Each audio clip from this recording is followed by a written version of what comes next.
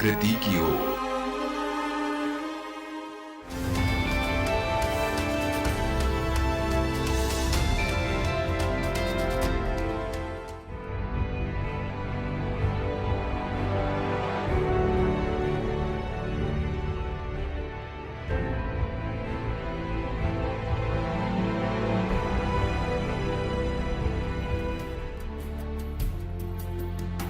किसी भी इंसान के लिए धरती से बड़ी कोई चीज नहीं हो सकती।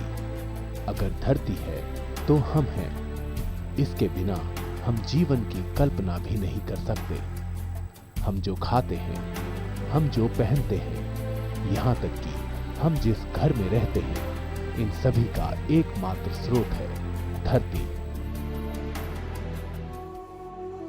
लेकिन आज बढ़ती जनसंख्या, वनों की कटाई, अंधाधुंध खनन, भूजल का ज्यादा इस्तेमाल, मिट्टी में अधिक लवणता जैसी चीजों से विश्व के सामने 3 बहुत बड़ी समस्याएं खड़ी हो गई हैं।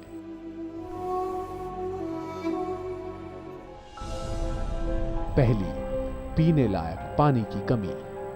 दूसरी, जलवायु परिवर्तन से ग्लोबल वार्मिंग का खतरा। और तीसरी, जो आज के समय में एक बहुत ही गंभीर समस्या बन चुकी है, और वो है मरुस्थलीकरण। ये समस्या इतनी गंभीर है कि इसने ब्राजील में वर्ष 1992 को विश्व के राष्ट्राध्यक्षों के सबसे बड़े और सबसे पहले शिखर सम्मेलन के आयोजन पर विवश कर दिया, जिसका शीर्षक था पृथ्वी सम्मेलन। Dying across this planet because they have nowhere left to go. Brazil के रियो डी जेनेरियो में हुए इस पृथ्वी सम्मेलन में विश्व समुदाय ने मरुस्थलीकरण रोकने के लिए एक महत्वपूर्ण अंतर्राष्ट्रीय संधि पर हस्ताक्षर किए। इसके बाद 1994 में संयुक्त राष्ट्र महासभा ने 17 जून को world day to combat desertification and drought, यानी मरुस्थलीकरण और सूखे से निपटने का विश्व दिवस घोषित किया। इस संधि का उद्देश्य मरुस्थलीकरण को रोकने के साथ साथ मरुस्थलीकरण और सूखे के कारण मानव समुदायों पर पड़ रहे विपरीत प्रभावों को कम करने के लिए सभी देशों के बीच सभी स्तरों पर सहयोग बढ़ाना है। इसी उद्देश्य के साथ हर साल 17 जून को world day to combat desertification and drought मनाया जाता है, और हर साल एक नया नारा दिया जाता है। जैसे 2016 का नारा है प्रोटेक्ट अर्थ, रीस्टोर लैंड, एंगेज पीपल, यानी पृथ्वी को सुरक्षित रखें, भूमि को फिर से स्थापित करें, लोगों को शामिल करें। भारत मरुस्थलीकरण पर आयोजित अंतर्राष्ट्रीय घटनाओं में सक्रिय रूप से भाग लेता है और वर्तमान में एशिया और प्रशांत क्षेत्र के लिए क्षेत्रीय कार्यान्वयन एनेक्सी का अध्यक्ष भी है। मरुस्थलीकरण यानी रेगिस्तान का फैलना। मरुस्थलीकरण आज विश्व भर के लिए एक बड़ी समस्या बन गया है। आज इससे न सिर्फ बड़ी संख्या में इंसान बल्कि बाकी जीव जंतु भी प्रभावित हो रहे हैं। हालांकि अभी तक ज्यादातर लोगों ने इसके बारे में या तो सुना नहीं है या फिर वो इस समस्या को समझ ही नहीं पाते। दरअसल मरुस्थलीकरण जमीन के खराब होकर अनुपजाऊ होने की एक ऐसी प्रक्रिया है जिसमें जलवायु परिवर्तन और इंसानी गतिविधियों के अलावा और भी कई कारणों से शुष्क, अर्धशुष्क और निर्जल अर्धनम इलाकों की जमीन रेगिस्तान में तब्दील हो जाती है। इन इलाकों में उतनी बारिश नहीं होती कि घनी हरियाली पनप सके। मरुस्थलीकरण इन्हीं शुष्क भागों में ज्यादा देखने में आता है। जो हमारा स्प्रिंग्स बोलते हैं ना, जहाँ से पानी का उत्पादन होता है, तो जब बारिश होता है या उससे पानी जो है उसका ज़मीन के अंदर अंडरग्राउंड ग्राउंड वाटर में डेवलप होता है और कहीं कहीं से वो निकलता है, उसको स्प्रिंग्स बोलते हैं और उसका पूरा एरिया को स्प्रिंग सेट्स बोलते हैं। अब हम देख रहे हैं पहाड़ी क्षेत्र में क्लाइमेट चेंज के कारण ये स्प्रिंग्स सब सूख रहे हैं, ड्राई हो रहे हैं। कभी-कभी आता है जब बारिश हो रहा है और समय में ये पानी नहीं। तो हमारे जो महिलाएँ हैं और जो हमारे पहाड़ में लोग रहते हैं उनको काफ़ी दूर जाके पानी का जो है पानी लाना पड़ता है। बहुत समस्या बच्चों को स्पेशली जो स्कूल ना जाके वो पानी लाने में टाइम लगाते हैं। तो हमने ये देखा है पूरा जो है कि अफ़गानिस्तान से लेके पाकिस्तान, चाइना, इंडिया, नेपाल, भूटान सभी तरह पहाड़ी क्षेत्र में इसका बहुत बड़ा समस्या है। विश्व भर में करीब 2.6 अरब लोग सीधे तौर पर कृषि पर निर्भर हैं, लेकिन कृषि के लिए इस्तेमाल की जाने वाली 52% भूमि मामूली या गंभीर रूप से क्षरण से प्रभावित है। भूमि क्षरण की वजह से विश्व भर में करीब 1.5 अरब लोग प्रभावित होते हैं। हर साल सूखे और मरुस्थलीकरण के कारण करीब 12 लाख हेक्टेयर भूमि खराब हो रही है, यानी 23 हेक्टेयर प्रति मिनट, जिसमें करीब 20 लाख टन अनाज उगाया जा सकता है। विश्व के कुल स्थल भाग का लगभग 40% यानी 5.4 करोड़ वर्ग किलोमीटर शुष्क है, जबकि भारत का करीब 69% भूभाग यानी 22.83 करोड़ हेक्टेयर भूमि को शुष्क माना गया है। वहीं 17.36 करोड़ हेक्टेयर यानी देश के कुल क्षेत्रफल का 53% मरुस्थलीकरण से प्रभावित है। भारत का जो कुल भौगोलिक क्षेत्र है उसका लगभग 25% हिस्सा ऑलरेडी डेजर्टिफिकेशन की चपेट में है पूरी तरह से, और लगभग 30% हिस्सा उसके अलावा 25% के अलावा 30% हिस्सा बहुत ही हाई रिस्क पर है डेजर्टिफिकेशन के। ये स्थिति चली आ रही है काफ़ी दिनों से और बढ़ी रही है, और इसके ऊपर अब एक नया रिस्क आ गया है जो कि ऑलरेडी आ चुका है, वो है क्लाइमेट चेंज का। क्लाइमेट चेंज की वजह से जो रेनफॉल पैटर्न है और जो टेम्परेचर पैटर्न है वो पूरी तरह से चेंज हो चुका है। तो जो किसान या जो लोग अपनी प्लानिंग करके काम कर पाते थे, खेती कर पाते थे या प्लांटेशन कर पाते थे, वो उनकी जो रेगुलर प्लानिंग थी उस हिसाब से काम नहीं कर सकते। तो ये तीनों मिलके रिस्क बहुत ही हाई हो चुका है। आस्था के सागर में हो जाएं सराबोर, प्रभु की अनुकंपा से बंधे जीवन की डोर, सफल और सार्थक बनाएं अपना जीवन, आशा और विश्वास जगाए जीवन दर्शन, रोजाना सुबह 6 बजे।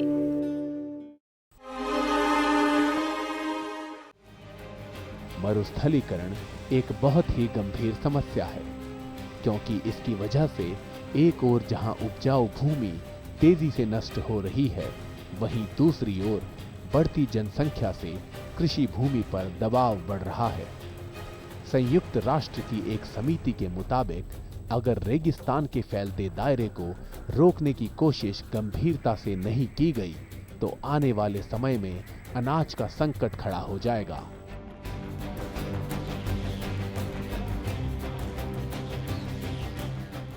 आज उपजाऊ भूमि के बंजर में तब्दील होने के खतरे बढ़ रहे हैं। हर साल खाद्यान्न उत्पादन में काफी कमी आ रही है। संयुक्त राष्ट्र के department of economic and social affairs की एक रिपोर्ट के अनुसार वर्तमान में विश्व की जनसंख्या 7.4 अरब है, जो 2030 तक 8.5 अरब पहुंचने की संभावना है, जबकि 2050 तक ये संख्या बढ़कर 9 अरब तक हो जाएगी। साफ है कि अगले करीब 34 वर्षों में धरती पर 2 अरब से भी ज्यादा लोग बढ़ जाएंगे। ऐसे में खाद्यान्न में 40% से भी ज्यादा की बढ़ोतरी करनी होगी और इसका अधिकांश हिस्सा उस उपजाऊ मिट्टी पर उगाया जाएगा जो कि कुल भूभाग का 11% ही है। खाद्यान्न उत्पादन के लिए अब नई भूमि लाना संभव नहीं है। जो भूमि बची है वो भी तेजी से खत्म हो रही है। इसका सबसे बड़ा उदाहरण है मध्य एशिया का गोबी मरुस्थल। गोबी मरुस्थल से उड़ी धूल उत्तर चीन से लेकर कोरिया तक के उपजाऊ मैदानों को निगल रही है। हालांकि गोबी के मरुस्थल से उठते धूल के गुबार से परेशान चीन ने राजधानी बीजिंग के बाहरी इलाकों से मंगोलिया के भीतर तक पेड़ों की एक दीवार बनाई है। इससे काफी हद तक येलो ड्रैगन के नाम से मशहूर इस धूल भरी आंधी से चीन को छुटकारा मिला है। वहीं दूसरी ओर भारत भी इस प्रकार की समस्या से अछूता नहीं है। भारत में थार मरुस्थल की रेत उत्तर भारत के मैदानों को दफना रही है। थार मरुस्थल हर साल आधा किलोमीटर की रफ्तार से उत्तर पूर्व की ओर बढ़ रहा है। अगर समय रहते इसे रोका नहीं गया तो आने वाले वक्त में ये भारत के भू उपयोग का नक्शा ही बदल देगा। इंडियन स्पेस रिसर्च ऑर्गेनाइजेशन की एक रिसर्च में ये खुलासा हुआ है कि कल तक राजस्थान की पहचान रहे थार मरुस्थल ने अब हरियाणा, पंजाब, उत्तर प्रदेश और मध्य प्रदेश तक अपने पांव पसार लिए हैं। वहीं national bureau of soil survey and land use planning की रिपोर्ट की माने तो 1996 तक 1,96,150 वर्ग किलोमीटर में फैले थार मरुस्थल का विस्तार अब 2.08 लाख वर्ग किलोमीटर से भी ज्यादा हो चुका है। अगर मैं ये कहूँ कि एक क्षेत्र में है दूसरे में नहीं है तो ये गलत होगा। थियोरिटिकली तो कहते हैं ठीक है, राजस्थान, गुजरात और जो महाराष्ट्र का एरिया वहाँ ज़्यादा है, लेकिन अगर आप आज की डेट में देखें जिस तरीके से क्लाइमेट चेंज हो रहा है, जिस तरीके से पानी का इम्बैलेंस हो गया है, ये पूरा हिंदुस्तान ऑलमोस्ट उसके ग्रिप में आ जा रहा है। चेरापूंजी में आपने सुना होगा पानी सबसे ज़्यादा बरसता है, लेकिन समर के महीने में वहाँ पीने के लिए पानी नहीं मिलता। विश्व के बाकी शुष्क इलाकों की तुलना में भारत के शुष्क इलाकों में मानव आबादी का दबाव कहीं ज्यादा है। भारत के पास विश्व के कुल स्थल भाग का मात्र 2.4% है, लेकिन कुल मानव आबादी का 17.9% भारत में रहता है। इतना ही नहीं, भारत में विश्व में मौजूद चारागाहों का मात्र 0.5% ही है, पर यहाँ विश्व में मौजूद मवेशियों का 18% पलता है। मनुष्य और मवेशियों का ये असहनीय दबाव मरुस्थलीकरण को बढ़ावा दे रहा है। शुष्क इलाकों का प्राकृतिक तंत्र भी मनुष्य द्वारा डाले गए दबाव से आखिरकार चरमरा जाता है। जमीन की ज्यादा जुताई बुआई, पशु चराने और ईंधन के लिए पेड़ काटने से हाल के दशकों में भूमि का कटाव तेज हुआ है। बहुत ज्यादा खेती भी मरुस्थलीकरण को बढ़ावा देती है। दरअसल फसल कटाई के बाद नई फसल के लिए खुद को तैयार करने का मिट्टी को समय नहीं मिलता और फिर उसके पोषक तत्व कम होने लगते हैं। आगे इसी कारण मिट्टी कटने लगती है। जो नदी का इरोजन होता है, नदी क्या है कि हम किसी रास्ते से नदी का बहने का एक रास्ता होता है, लेकिन जलवायु परिवर्तन से क्या हो रहा है कि जैसे मैंने आपको भी बताया कि मूसलाधार बारिश हो जाती है, तो मूसलाधार बारिश की वजह से नदी का जल स्तर बढ़ जाता है और वो एक रास्ते से ना जाके वो अपने रास्ते को कहीं ना कहीं बदल देती है, जो कि उसको हम कह सकते हैं ओवरफ्लो हो जाती है नदी। तो जब नदी ओवरफ्लो हो जाती है तो पानी कहीं ना कहीं इधर उधर चला जाता है। हम कह सकते हैं कि अगल बगल की जगहों पे चला जाता है या अगल बगल जो खेत है उसमें चला जाएगा।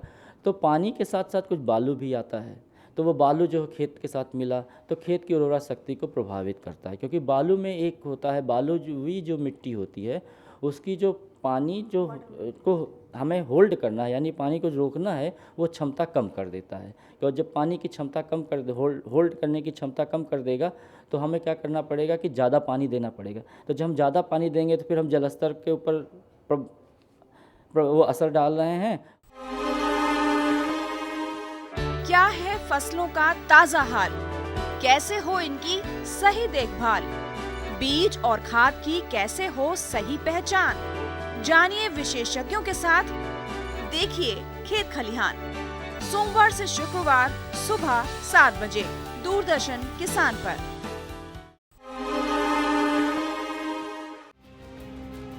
बहुत ज्यादा मात्रा में भूमिगत जल का निकालना भी मरुस्थलीकरण को बढ़ावा देता है।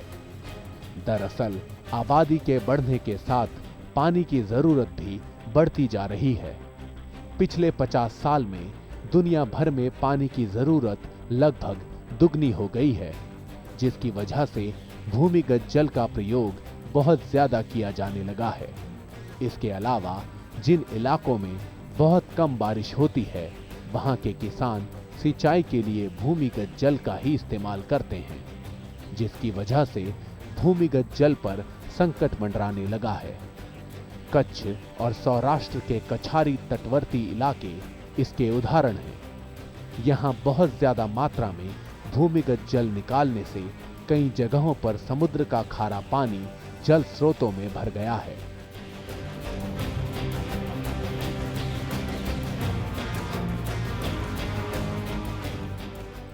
इन सब के अलावा अंधाधुंध खनन भी मरुस्थलीकरण के लिए बराबर जिम्मेदार है।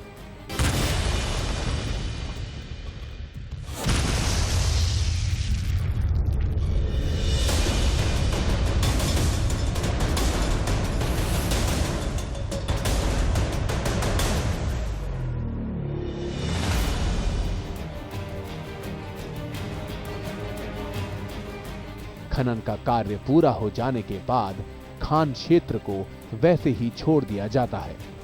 खाने चाहे भूमिगत हो या जमीन के ऊपर, खुदाई और मलबा फेंकने से कृषि योग्य भूमि की उत्पादकता कम हो जाती है।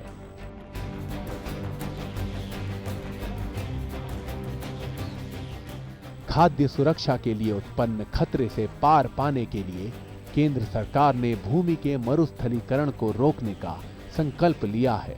वहीं पिछले कई वर्षों से शोध संस्थाएं कृषि विश्वविद्यालयों के सहयोग से मरुस्थलीकरण और सूखे के प्रभावों पर गहन अनुसंधान कार्यों में लगी हुई है। इन अनुसंधानों की प्राथमिकता रही है मरुस्थलीकरण रोकना और सूखा पीड़ित इलाकों की उत्पादकता बढ़ाने की विधियां विकसित करना। इन अनुसंधान कार्यों को आर्थिक मदद देने के लिए केंद्रीय और राज्य स्तर के अनेक अनुसंधान संस्थान गठित किए गए हैं। इनमें शामिल है हैदराबाद का केंद्रीय शुष्क खेती अनुसंधान संस्थान, जोधपुर का केंद्रीय शुष्क क्षेत्र अनुसंधान संस्थान, करनाल का केंद्रीय क्षारीय जमीन अनुसंधान संस्थान, देहरादून का केंद्रीय मृदा एवं जल संरक्षण अनुसंधान संस्थान, झांसी का भारतीय वन एवं चरागाह अनुसंधान संस्थान और नई दिल्ली में भारतीय कृषि अनुसंधान संस्थान के परिसर में स्थित जल प्रौद्योगिकी केंद्र।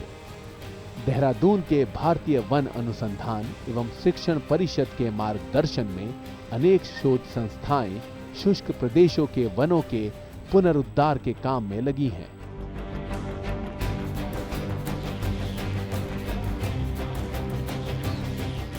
अगर हम मरुस्थलीकरण को रोकने के उपायों की बात करें तो इसके लिए हम कई सारे उपाय कर सकते हैं, जिसमें सबसे पहले आता है रेतीले टीलों को फैलने से रोकना। केंद्रीय शुष्क क्षेत्र अनुसंधान संस्थान ने रेतीले टीलों को स्थिर बनाने के लिए कुछ विशेष बातों पर ध्यान दिया है, जिनमें शामिल है जैव हस्तक्षेप से रेतीले टीलों का संरक्षण, टीलों के नीचे से ऊपर तक समानांतर या शतरंज की बिसात के नमूने पर वायु अवरोधकों का विकास, वायु अवरोधकों के बीच घास के साथ बेल जैसे बीजों का रोपण और 5 गुना 5 मीटर के अंतर से नर्सरी में उगाए पौधों का रोपण, जिसमें इजरायली बबूल, फोग, मोपने, गुंडी, सेवान, घामन और तुम्बा जैसी प्रजातियां शामिल हैं। रेतीली जमीन और हवा की तेज रफ्तार की वजह से खेती वाले समतल इलाकों में काफी मिट्टी का कटाव होता है। कई बार तो मिट्टी का कटाव 5 टन प्रति हेक्टेयर तक होता है। अगर हवा के बहाव की दिशा में 3 से 5 कतारों में पेड़ लगाकर रक्षक पट्टियां बना दी जाएं, तो मिट्टी का कटाव काफी कम किया जा सकता है। संवेदनशील इलाकों में गर्मियों के मौसम में खेतों की जुताई नहीं करनी चाहिए।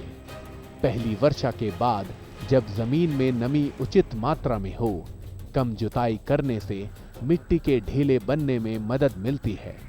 इसके अलावा 2 फसलों के बीच की अवधि में कटी फसलों की जड़ें और तने हवा से होने वाले मिट्टी के कटाव को रोकते हैं। अगर इस विधि का ठीक से उपयोग किया जाए तो भूक्षरण रोकने का ये शानदार उपाय है। मरुस्थलीकरण पर काबू पाने के लिए सिल्वी पॉस्चर प्रणाली भी काफी कारगर साबित हो सकती है। हम इसकी शुरुआत बच्चों से करना चाहिए। स्कूल, छोटा स्कूल हो गया, प्राइमरी स्कूल हो गया, इसमें लोगों को और भी अवेयर कराना चाहिए कि ये हमें आगे जाके क्या दे सकता है। जो जलवायु परिवर्तन हो रहा है इसके बारे में भी स्कूल से ही हम अगर बच्चों को बताने लगे तो ये हर आगे जाके वो छोटा बच्चा जब बड़ा होगा तो वो ज़रूर सोचेगा कि मैं कभी परिवेश को दूषित ना करूं और पेड़ पौधे ज़्यादा से ज़्यादा लगाऊं। हर घर में कुछ ना कुछ करना चाहिए। तो एक उदाहरण देता हूं मैं, नेपाल का है लेकिन वो इंडिया में भी पूरी तरह से लागू होगा। जैसे पहाड़ के गांवों में हैंडपंप है या पानी का कोई सोर्स है, वहाँ पर हम लोगों ने क्या किया है कि छोटे छोटे गड्ढे बनाकर जो हैंडपंप का पानी होता है जिससे बर्तन धुलते हैं, नहाते हैं लोग, वो पानी बर्बाद ना होके उन गड्ढों में जाके इकट्ठा होता है। तो उसमें 2 चीज़ें होती हैं, एक तो वो पानी नीचे जाता है तो एक जो वाटर टेबल है वो बढ़ता है, दूसरा उस पानी को वो इकट्ठा करके आसपास सब्जियां उगा लेते हैं और आसपास जो हॉर्टिकल्चर के जैसे आम के पेड़ हुए या और पेड़ हुए उनको ये ऑटोमेटिक नेचुरल ढंग से वो मिलता है, तो वो ग्रीनरी थोड़ी बढ़ती है। मरुस्थलीकरण विश्व के लिए एक बहुत ही बड़ी समस्या है। इतिहास गवाह है कि जहां कभी आरंभिक सभ्यताएं जन्मी थी, आज उनमें से कुछ स्थान रेगिस्तान में बदल गए। नील, टिग्रिस, यूफ्रेट और सिंधु नदी घाटी जैसी सभ्यताएं इसके उदाहरण हैं। अगर समय रहते कुछ ठोस कदम नहीं उठाए गए तो कुछ इसी प्रकार की परिघटना वर्तमान सभ्यता के साथ भी घटित हो सकती है। हालांकि आज इस समस्या ने पूरे विश्व का ध्यान अपनी ओर खींचा है और इस समस्या से निपटने के लिए पूरा विश्व आज एकजुट है। भारत सरकार की ओर से भी इस विकराल समस्या से निपटने के लिए हर आवश्यक कदम उठाए जा रहे हैं। लेकिन इस समस्या से निपटने के लिए केवल सरकार ही नहीं बल्कि गैर सरकारी संगठनों, स्थानीय समुदायों के अलावा हम सबकी व्यक्तिगत भागीदारी भी बहुत जरूरी है। तभी रेगिस्तान में गुलिस्तान बन पाएगा।